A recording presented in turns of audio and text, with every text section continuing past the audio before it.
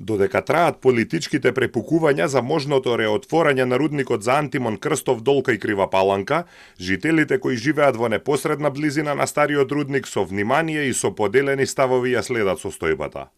Од една страна е загриженоста за евентуалното загадување, стравот дека новите ископувања ќе им ги пресечат подземните води па изворите ќе пресушат, стравот дека ако има експроприација ќе им го земат имотот за мали пари.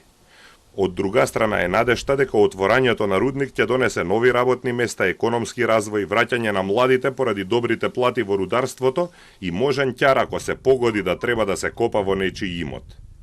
Па као прво вода ќе снеме вода за пиење. Природа ќе загадиме, природа ќе. И по те овие бушотини што се сега прават, ја и подземна јама што се прави, таа вода пропаѓа во јамата. И така ќе ја снема. Оно и дел ја снема. И дел ја снема и пред тоа. Ја по мое, како е могло так?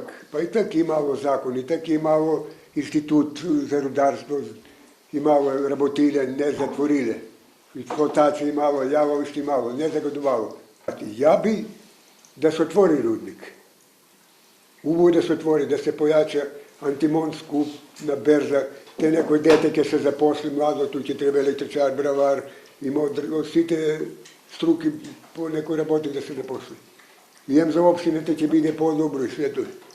Вработени во фирмата Пела Глобал, која ја има концесијата за истражување во околината на кривопаланечкото село Луке, работат на терен за да утврдат дали и каде има руда исплатлива да се ископува. Се работи на две локации. Се испитува дали е исплатливо повторно да се отвори стариот рудник за антимон Крстов дол, а на локалитетот Самар, на самата граница со Србија во близина на селото Луке, се вршат испитувања за злато.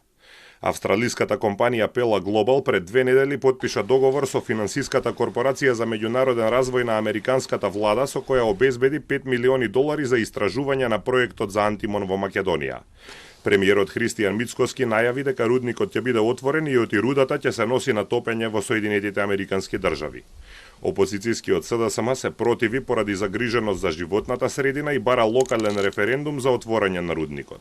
Се скараа и со својот градоначалник на Крива Паланка, кој поддржува отворање на рудник ако се почитуваат сите еколошки стандарди.